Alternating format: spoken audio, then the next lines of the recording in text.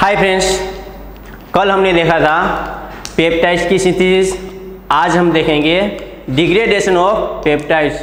क्यों भाई, हमें डिग्रेडेशन करने की क्यों ज़रूरत पड़ गई? आपको तो पता ही होगा। क्या? Amino acid is a building block of protein. अगर हमें कोई भी प्रोटीन का स्ट्रक्चर जानना है तो पहले हम क्या करेंगे? इसका डिग्रेडेशन करेंगे। उससे पता चलेगा कि एमिनो एसिड की लिंकेज क्या है, कौन से प्रोटीन में कौन से एमिनो एसिड होते हैं और किस लिंकेज से जुड़े होते हैं, किसके बाद कौन सा एमिनो एसिड आता है। इसके लिए हमें डिग्रेडेशन करना पड़ता है, इसलिए ऐसे ही कुछ रिएक्शन देखेंगे। लेकिन पेप्टाइड्स में दो प्रकार के दो साइड से हम ब्रेक कर सकते हैं, एक है एन टर्मिनल, एक है सी टर्मिनल। तो चलो पहले कुछ प्रैक्टिस कर लेते हैं पेप्टाइड्स के बारे में, डाइपेप्टाइड्स, ट्राइपेप्टाइड्स। मैं यहाँ पे स्ट्रक्चर लिखूंगा, आपको उसका नाम लिखना है। बाद में उल्टा करूँगा, पहले नाम लिखूंगा उसके बाद आपको स्ट्रक्चर लिखना है। तो चलो सोल्व करते हैं।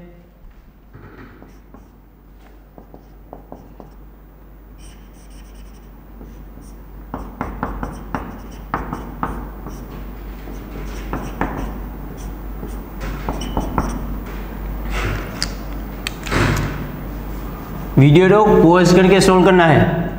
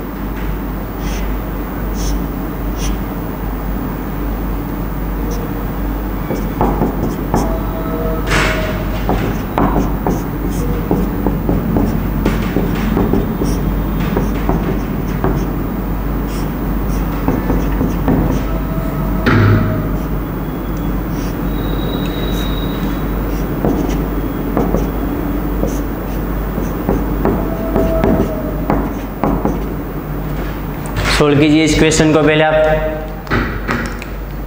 बाद में नेक्स्ट देखते हैं।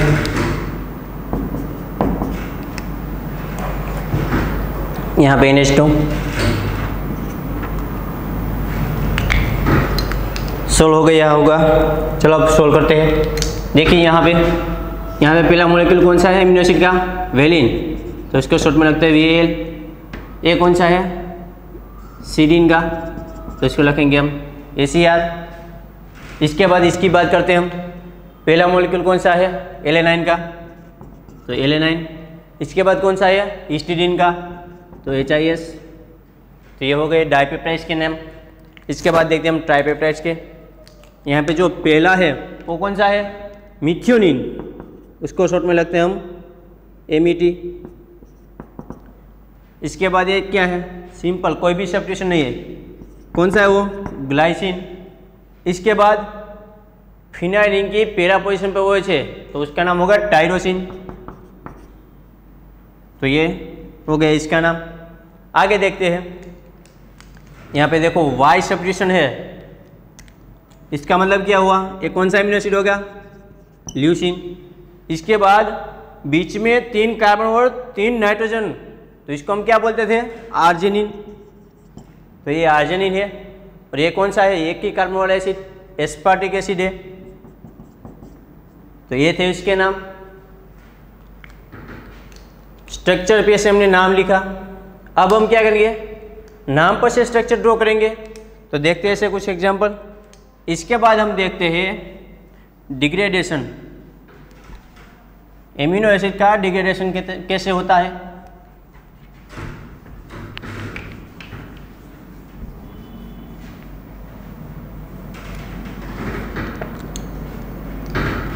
मैं नाम लिखता हूँ, आप स्ट्रक्चर दोहराइए साथ में।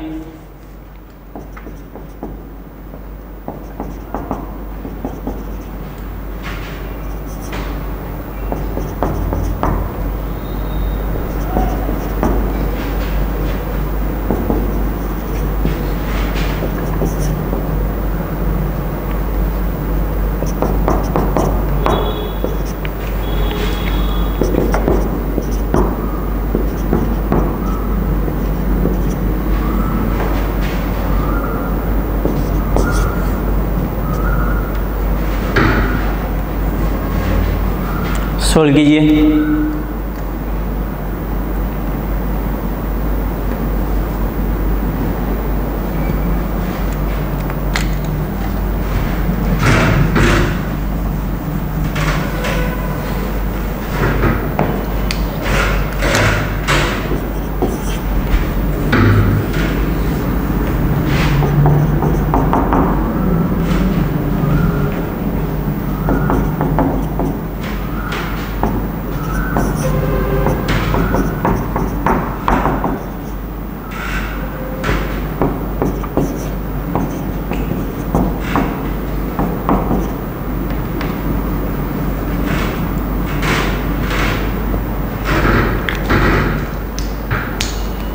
सोल्व हो गए होंगे।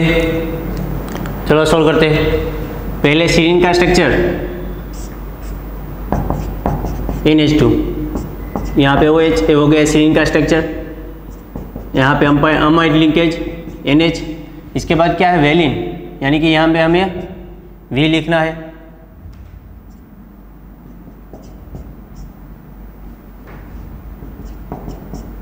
इसके बाद है फिनाइलएलानाइन, तो यहाँ पे Ca2PH, तो ये हो गया फिनाइलएलानाइन का स्ट्रक्चर। तो ये नाम पर से इसका स्ट्रक्चर है। अब इसके बारे में हम देखते हैं।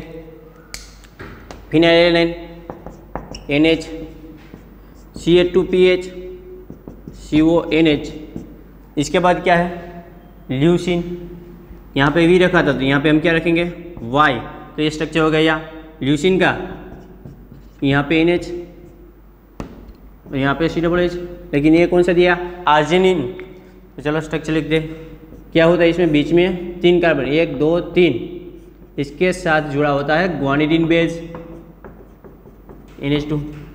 तो ये स्ट्रक्चर हो गया PHELUNARG। इसके बाद देखते हैं हम ट्रिप्टोफेन। ट्रिप्टोफेन में कौन सी रिंग होती है इंडोर रिंग होती है।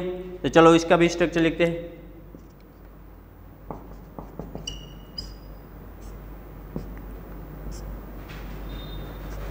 यहाँ पे इंडोर रिंग आएगी।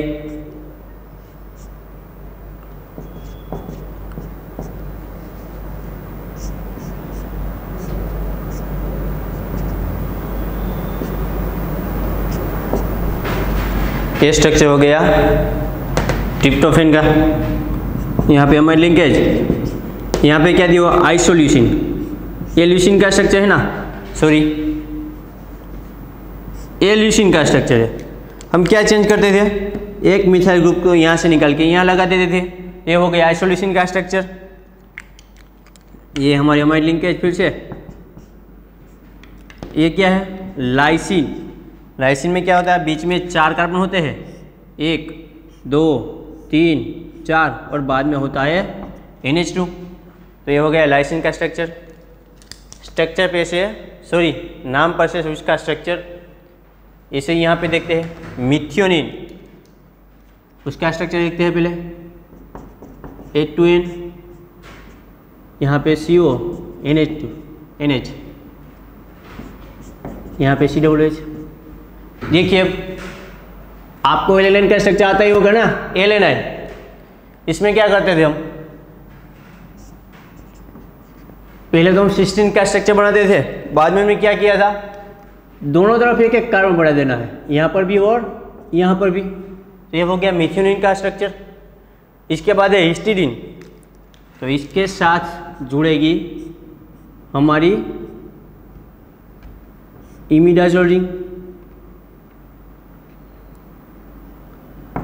यहाँ पे NH, यहाँ पे नाइट्रोजन। तो ये हो गया हिस्टीडीन का स्ट्रक्चर।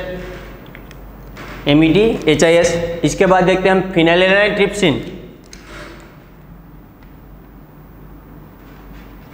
फिनाइलएलानाइन ट्रिप्टोफैन है, Na2CH2PH, ये हो गया फिनाइलएलानाइन का स्ट्रक्चर। यहाँ पे NH, यहाँ पे COOH, वो जुड़ी होती है इंडो रिंग के साथ।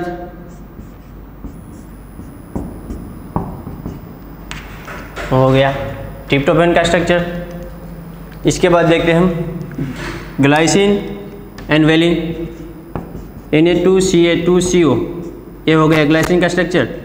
यहाँ पे हमें लिंकेज, यहाँ पे हमें V लिखना है। ये हो गया वेलिन का स्ट्रक्चर। तो ये थे कुछ नाम पे से स्ट्रक्चर। अब हम देखते हैं C टर्मिनल और N टर्मिनल।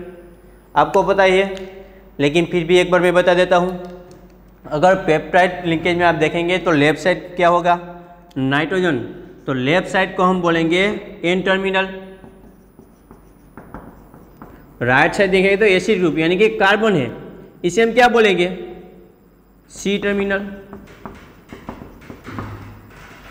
तो चलो कुछ ऐसे रिएजेंट देखते हैं कि जो N टर्मिनल से पेप्टाइड लिंकेज को ब्रेक करते हैं, और कुछ ऐसे रिएजेंट है जो C टर्मिनल से ब्रेक करते हैं।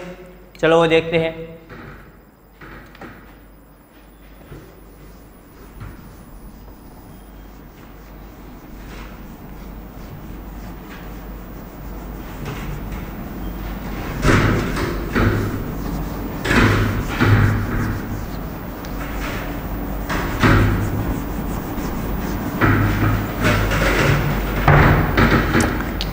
पहले हम देखे हैं N टर्मिनल।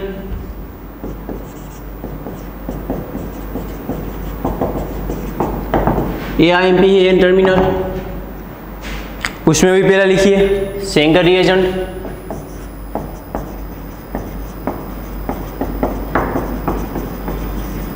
सेंगर्स रिएजेंट किसे कहते हैं, सेंगर रिएजेंट्स?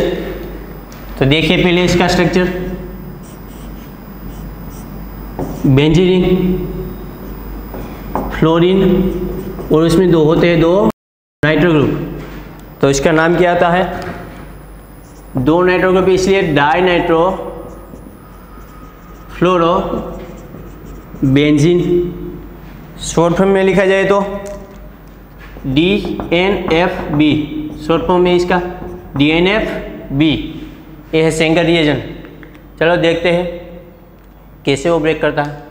देखिए N टर्मिनल है तो ये लेफ्ट साइड से ही कट करेगा, अगर C टर्मिनल है तो राइट साइड से कट करेगा।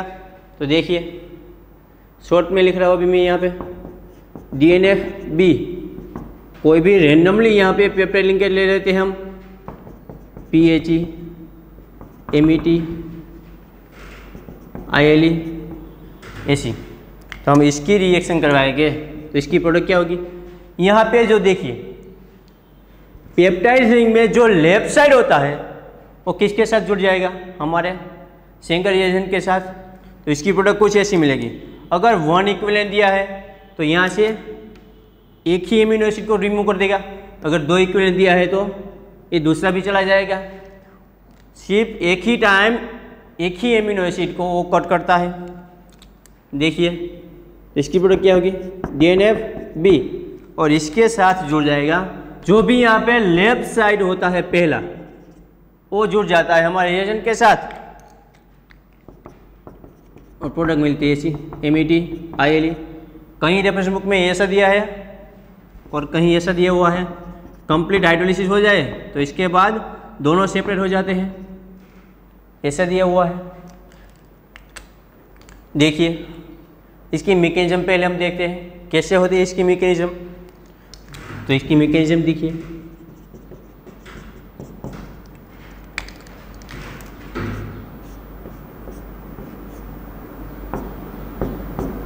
यहाँ पे फ्लोरीन, यहाँ पे Na2 ग्रुप, यहाँ पे Na2 ग्रुप। पहले तो हम नाम पर पहले उसका स्ट्रक्चर लिखेंगे। तो लिखवाइए चलो स्ट्रक्चर क्या होता है, NH2 CH2PH, यहाँ पे कार्बोनाइल, यहाँ पे NH, इसके बाद मिथ्योनिन है तो यहाँ पे 2 कार्बन S मिथाइल, ये हो गया मिथ्योनिन का स्ट्रक्चर NH अमोनियम लिंकेज, बाद में क्या है आइसोल्यूसिन, तो यहाँ पे हम जोड़ देंगे सेकेंडरी ब्यूटाइल ग्रुप, जो हमारा स्ट्रक्चर हो गया आइसोल्यूसिन का। तो चलो ये पहले हमने स्ट्रक्चर लिख लिया, इसको मैं इस तरह से लिख देता हूँ। इसके बाद चलो यहाँ पे जो नाइट्रोजन की लोन पेयर है और यहाँ पे हमें दिया गया है, क्या दिया है DNFB। देखिए अब क्या होगा, आपको तो पता है इसकी कौन सी इफेक्ट होती है, माइनस R इफेक्ट, इसकी भी माइनस R इफेक्ट होती है। कहाँ पे लगती है, ऑर्थो एंड पैरा पोजिशन पे। अगर ये रेजोनेंस करेगा तो ऑर्थो पोजिशन पॉजिटिव आ जाएगा, पैरा पोजिशन एंड फिर से ऑर्थो पोजिशन पे पॉजिटिव आ जाएगा। ये रेजोनेंस करेगा तो ऑर्थो पोजिशन पे आएगा, बाद में पैरा पोजिशन पे, बाद में पैरा पोजिशन। इसका मतलब क्या हुआ, यहाँ पे जो कार्बन है वो हाईली इलेक्ट्रॉन डेफिशिएंट होता है। किसकी वजह से, यहाँ पे बेंजीन में दो नाइट्रो ग्रुप की माइनस I इफेक्ट लग रही है इसलिए। और यहाँ पे जो फ्लोरीन है उसकी भी माइनस I इफेक्ट तो होगी ना, उससे भी इलेक्ट्रॉन खींचता होगा, इसलिए यहाँ पे क्या होता है मैक्सिमम पॉजिटिव चार्ज जनरेट होता है। तो यहाँ पे जो नाइट्रोजन की लोन पेयर है वो क्या करेगी, यहाँ पे अटैक करेगी और यहाँ से फ्लोरीन को रिमूव कर देगी। तो इसे हम बोलते हैं, देखिए क्या हुआ, यहाँ पे नाइट्रोजन आया और फ्लोरीन को रिमूव कर दिया, एक आया और दूसरा चला गया ना, तो उसको बोलते हैं हम सब्स्टिट्यूशन रिएक्शन। लेकिन ये देखिए तो कहाँ पे हो रही है सब्स्टिट्यूशन रिएक्शन, एरोमेटिक रिंग में हो रही है, तो इसलिए हम इसको बोलते हैं ARSN2 मैकेनिज्म बनेगा ऐसा। और वहाँ से फ्लोरीन निकल जाएगा और यहाँ पे जुड़ जाएगा ये पेप्टाइड लिंकेज। यहाँ से मैं H भी निकाल दे रहा हूँ, -H प्लस -F, इसलिए रिमूव होगा HF NH, ये पेप्टाइड लिंकेज वैसे ही लिखना है, CO NH, यहाँ पे S मिथाइल, यहाँ पे कार्बोनाइल NH, और यहाँ पे है आइसोल्यूसिन का स्ट्रक्चर, यहाँ पे C+H। लास्ट स्टेप होगा हाइड्रोलिसिस। तो क्या होगा, यहाँ से अमाइड लिंकेज ब्रेक हो जाएगी, यहाँ से भी और यहाँ से भी। तो क्या होगा, सारे अमीनो एसिड सेपरेट हो जाएंगे। तो बनेगा ऐसा, इसको अब मैं शॉर्ट में लिख रहा हूँ DNFB, जो हमारा रिएजेंट है उसके साथ जुड़ गया कौन, पहला मॉलिक्यूल यानी कि फिनाइलएलानाइन, इसलिए PHE। दूसरा मॉलिक्यूल है मिथ्योनिन और तीसरा हो गया आइसोल्यूसिन। तो ऐसे मैकेनिज्म होती है इसकी। बाद में हम देखेंगे एग्जाम में कैसे क्वेश्चन पूछे गए इसके बारे में। तो ये था सेंगर्स रिएजेंट। करना क्या हमें, सिर्फ कितनी भी बड़ी लाइन दी हो, सिर्फ लेफ्ट साइड में पहला जो अमीनो एसिड हो वो हमें सेंगर रिएजेंट के साथ जोड़ देना है। तो ये हो इसकी प्रोडक्ट। कई बार क्वेश्चन कैसे पूछे जाते हैं, क्वेश्चन में दिया जाता है कि सेंगर रिएजेंट के साथ ए अमीनो एसिड है और सेपरेट होते हैं ए अमीनो एसिड। यहाँ पे कोई भी ऐसे XYZ लिख देते हैं, क्वेश्चन ऐसे पूछा जाता है। वो कहते हैं कि सेंगर रिएजेंट के साथ, फॉर एग्जांपल यहाँ पे मैं ले लेता हूँ मिथ्योनिन जुड़ा है और सेपरेट ऐसी लिंकेज होती है AXX, यहाँ पे कोई भी नाम दिया होता है। तो उसके बाद हमें 4 ऑप्शन देंगे A, B, C और D, और उसमें से हमें फाइंड करनी होती है कि कौन सी लिंकेज थी। देखिए तो क्या होता है क्या, यहाँ पे जो भी पेप्टाइड लिंकेज हो उसमें से सिर्फ लेफ्ट साइड का पहला ही एमिनो एसिड इस रिएजेंट के साथ जुड़ जाता है। इसलिए करेंगे कि हम यहाँ पे जो भी हमें पेप्टाइड लिंकेज दी होगी उसके साथ ये मिथ्योनिन अटैच कर देंगे, यानी कि आंसर होगा ऐसा MET X और X। तो ये हो गया उसका आंसर। ऐसे भी क्वेश्चन पूछे जाते हैं, वो हम बाद में देखेंगे। पहले हम रिएजेंट देख लेते हैं। सेंगर रिएजेंट देखा, वैसे ही हम देखेंगे एडमान डिग्रेडेशन। याद रखिएगा सेंगर रिएजेंट IMP है, उसके बाद जो आता है एडमान डिग्रेडेशन वो भी IMP है, और उसके बाद आएगा डेंसर रिएजेंट वो भी IMP है। अगर पेप्टाइड लिंकेज ब्रेक करने की बात की हम, तो एग्जाम में मैक्सिमम क्वेश्चन पूछे गए हो तो N टर्मिनल में से थे, और वो भी ये 3 रिएजेंट जो मैं अभी नाम बोला। Sanger, Edman and dansyl reagent. अभी हमने सेंगर देखा, बाद में अभी देखते हैं हम एडमान डिग्रेडेशन। एडमान ने एक रिएजेंट दिया था, तो चलो पहले उसका स्ट्रक्चर देखते हैं। ये है एडमान का।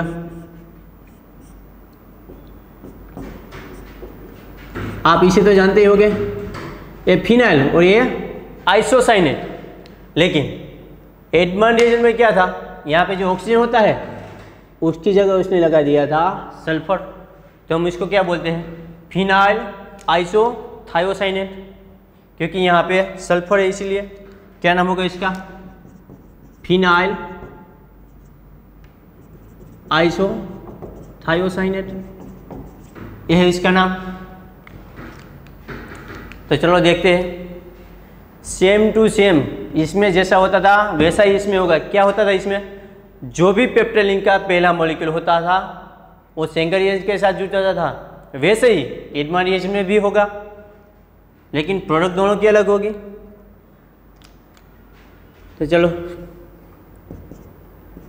PHNCS शॉर्ट में लिख रहा हूँ, इसके साथ रिएक्शन करवाते हैं वेलिन, सीरीन एंड ग्लाइसिन की। तो इसकी प्रोडक्ट होगी, जो भी यहाँ पे पहला मॉलिक्यूल होगा वो इसके साथ जुड़ जाएगा। वो भी हम देखते हैं कैसे। याद रखिएगा, एडमान रिएजेंट हम इसकी रिएक्शन करवाते हैं कोई भी पेप्टाइड लिंकेज के साथ। तो याद रखिएगा, जो यहाँ पे जो कोई भी पहला एमिनो एसिड होगा वो एडमान रिएजेंट के साथ साइक्लाइजेशन करेगा। आपको तो पता ही होगा, phenyl isocyanate nucleophilic addition reaction, तो वैसा ही इसमें भी होगा। क्या होता था इसमें, हमने PHN+1C+S, तो होता था कुछ ऐसा, यहाँ से बॉन्ड ब्रेक हो जाता था, यहाँ पे लगता था हमारा न्यूक्लियोफाइल, जो कि पेप्टाइड लिंक में कौन न्यूक्लियोफाइल होता है, NH2, और यहाँ पे जुड़ जाता था हमारा इलेक्ट्रोफाइल। आपको तो पता होगा यहाँ पे इलेक्ट्रोफाइल कौन होगा, कार्बोनाइल कंपाउंड। तो चलो उसकी मैकेनिज्म देखते हैं। यहाँ पे दो तरह की मैकेनिज्म दी गई होती है, 1 बाय 1 दोनों ही देखते हैं हम। तो देखिए, पहले तो उसका स्ट्रक्चर आना चाहिए ना, तो पहले स्ट्रक्चर लिख लेते हैं वेलिन का। यहाँ पे NH2, यहाँ पे लगा देंगे V, ये बन गया वेलिन, कार्बोनाइल NH। इसके बाद सीरीन, यानी कि L9 के साथ एक H निकाल के OH लगाना है हमें, तो ये बन गया सीरीन का। इसके बाद देखते हैं हम ग्लाइसिन का स्ट्रक्चर, सिंपल, कोई भी सब्स्टिट्यूशन नहीं आएगा बीच में। तो ये हो गया structure valine, serine and glycine का। फिनाइल आइसोसाइनेट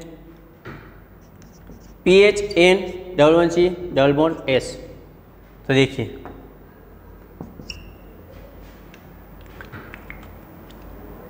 आप यहाँ पे देखेंगे इस कार्बन के साथ यहाँ पे सल्फर जुड़ा हुआ है और यहाँ पे नाइट्रोजन। तो आपको तो पता ही होगा, इन दोनों में से इलेक्ट्रोनेगेटिविटी किसकी ज़्यादा होती है, नाइट्रोजन की होती है।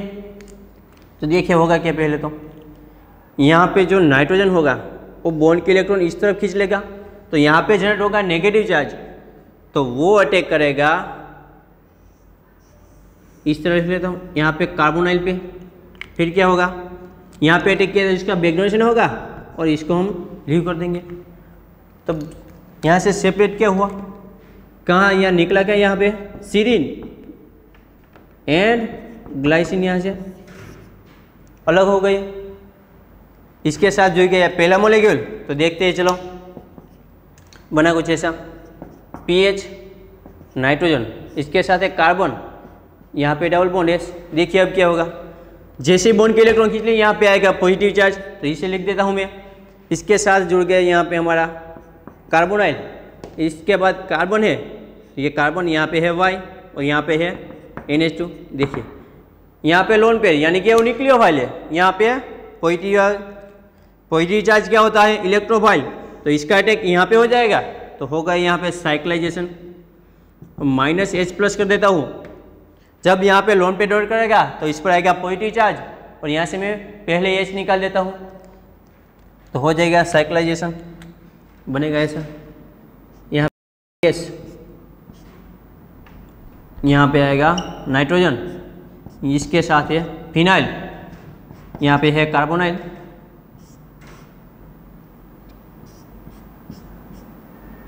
ये V,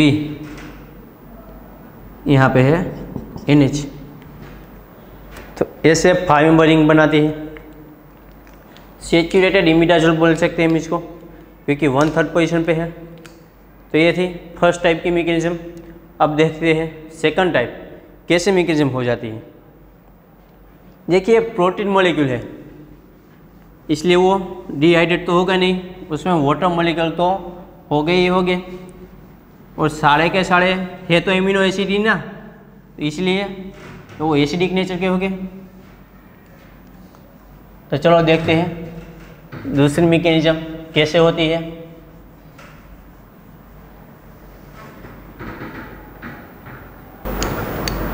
तो चलो देखते हैं दूसरी तरीके से मैकेनिज्म। पीएच NCS, उसके साथ ले लेते हैं इस बार ग्लाइसिन एलेनाइन, फिनाइल एलेनाइन। उसको शॉर्ट फॉर्म में कैसे लिखता है? फिनाइल आइसो थायोसाइनेट, इस तरह भी लिख सकते हैं हम। शायद एग्जाम में ऐसा भी दिया हो, कंफ्यूज नहीं होना है क्या हो? Phenyl iso thiocyanate. तो चलो इसकी मैकेनिज्म देखते हैं हम पहले। PH N double bond C double bond S, glycine यानी कि NH2, यहाँ पे COOH, यहाँ पे NH2 एलेनाइन यानी कि यहाँ पे आएगा मिथाइल ग्रुप, यहाँ पे अमाइड ग्रुप होगा, यहाँ पे NH, इसके साथ होगा फिनाइल एलेनाइन CH2PH, ये हो गया COOH, यहाँ पे ये स्ट्रक्चर हो गया ग्लाइसिन एलेनाइन फिनाइल एलेनाइन। तो चलो पहले होता है क्या इसमें? तो पहले होगा ऐसा कि इसमें पहले इसने अटैक किया था, तो एक मैकेनिज्म ऐसी तरह से भी है कि पहला अटैक यहाँ पे होगा नाइट्रोजन का, बनेगा ऐसा। देखिए PH, तो इस बॉन्ड के इलेक्ट्रॉन नाइट्रोजन खींच लेगा, यहाँ पे चला जाएगा नेगेटिव, तो यहाँ से जो H रिमूव होगा वो मैं यहाँ पे लगा दे रहा हूँ, इसलिए यहाँ पे NH carbon double bond S, इसके साथ क्या जुड़ गया? NH, ये हमारे लिंकेज जुड़ गया, यहाँ पे CO, यहाँ पे कार्बन है, इसके साथ ही यहाँ पे NH, एलेनाइन का स्ट्रक्चर हो गया, यहाँ पे NH फिनाइल एलेनाइन, और यहाँ पे है COOH। अब क्या होगा देखो, अटैक करने के लिए यहाँ पे दो साइड है, यहाँ पे एक नाइट्रोजन भी है और एक यहाँ पे सल्फर भी है। लेकिन आपको तो पता ही है किसकी इलेक्ट्रॉनिसिटी ज़्यादा है? नाइट्रोजन की एज कम्पेयर टू सल्फर। जिसकी इलेक्ट्रॉनिसिटी ज़्यादा होगा वो जल्दी इलेक्ट्रॉन डोनेट नहीं करेगा। इसका मतलब क्या हुआ? और नाइट्रोजन और सल्फर की बात करें हम, तो अटैक उसमें से कौन करने वाला है? सल्फर, क्योंकि इसकी इलेक्ट्रॉनिसिटी कम है, इसलिए इसका बैक डोनेशन होगा और यहाँ से ये लीव हो जाएगा। तो बनेगा कुछ ऐसा, ये लीव हुआ, ये पार्ट में यहाँ पे लिख देता हूँ, यहाँ पे NH2 कार्बोनाइल, यहाँ पे NH CH2PH, यहाँ पे है COOH, और यहाँ पे हो गया साइक्लाइजेशन। यहाँ पे लिख रहा हूँ मैं, देखिए कुछ इस तरह से PH NH, यहाँ पे कार्बन है, उसके साथ है डबल बॉन्ड S, उसके साथ जुड़ गया यहाँ पे नाइट्रोजन, सॉरी कार्बोनाइल है, यहाँ पे कार्बोनाइल के साथ पहले ही NH2 जुड़ गया हुआ, यहाँ पे मिथाइल। तो ऐसी साइक्लाइजेशन हो गई। लेकिन यहाँ पे डोनेट की, इसलिए यहाँ पे आएगा पॉजिटिव चार्ज। तो क्या होगा देखिए, नाइट्रोजन की इलेक्ट्रॉन भी यहाँ पे आएगी, ये बॉन्ड की इलेक्ट्रॉन यहाँ पे आएगा,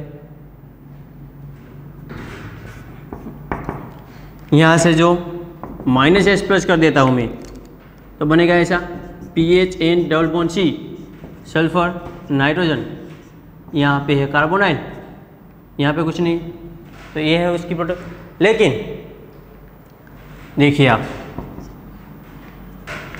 5 मेंबर रिंग में नाइट्रोजन सल्फर और नाइट्रोजन की बात करें तो याद रखिएगा, जो नाइट्रोजन सल्फर होता है एज कंपेयर टू नाइट्रोजन ये लेस स्टेबल होता है।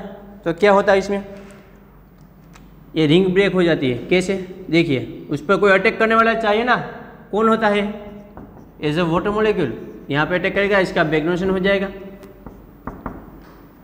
इस बॉन्ड के इलेक्ट्रॉन नाइट्रोजन खींच लेगा, यहाँ से जो H+ रिलीज होगा, देखिए आगे देखते हैं, pH, यहाँ पे नाइट्रोजन डबल बॉन्ड कार्बन, यहाँ पे आगे अब S-, इसके साथ क्या है, ये नाइट्रोजन है, इस तरह लिख देता हूँ, यहाँ पे Ca2 और इसके साथ ये बन गया अब COO-, यहाँ पे एसिड बन गया। अब क्या होगा देखिए, ये बॉन्ड के इलेक्ट्रॉन यहाँ पे आएगा, इस बॉन्ड के इलेक्ट्रॉन यहाँ पे जो कार्बोनाइल है उस पर अटैक करेगा, यानी कि एसिड और अमाइन क्या बनेगा, अमाइड लिंकेज। तो मैं डायरेक्ट अमाइड लिंकेज लिख देता हूँ, pH नाइट्रोजन, इसके साथ ही यहाँ पे कार्बोनाइल मिथाइल, यहाँ पे है नाइट्रोजन, ये कार्बन के साथ जुड़ा NH और इसके साथ जुड़ा है COOH। तो ऐसे साइक्लाइजेशन हो गया। आप पहले की मैकेनिज्म देखेंगे और ये मैकेनिज्म देखेंगे, दोनों की प्रोडक्ट सेम ही होंगे। एग्जाम में दोनों तरीके से क्वेश्चन पूछे गए हैं। अगर इस रिंग में फिनाइल आइसोसाइनेट की बात करें तो जो वो यहाँ पे है, जो ये डार्क हो रहा है, ये हमारा मॉलिक्यूल और ये हमारा एमिनो एसिड, ऐसे जुड़ जाता है। नाइट्रोजन के साथ इलेक्ट्रोफाइल यानी कि कार्बोनाइल और इस कार्बन के साथ न्यूक्लियोफाइल यानी कि अमाइन। नाइट्रोजन के पास लोन पेयर होती है, इसलिए वो कार्बन के साथ जोड़ना है और जो कार्बोनाइल ग्रुप होता है उसे नाइट्रोजन के साथ जोड़ना है। ये डायरेक्ट ट्रिक है। ये था एडमंड रिएजेंट, इसके जैसा ही है सेंगर रिएजेंट। सबकी मैकेनिज्म नहीं देखते हैं हम।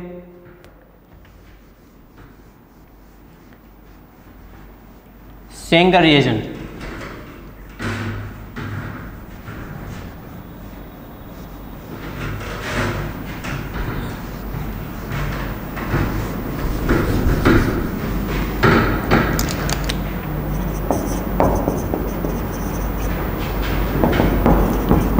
सेंगर रिएजेंट।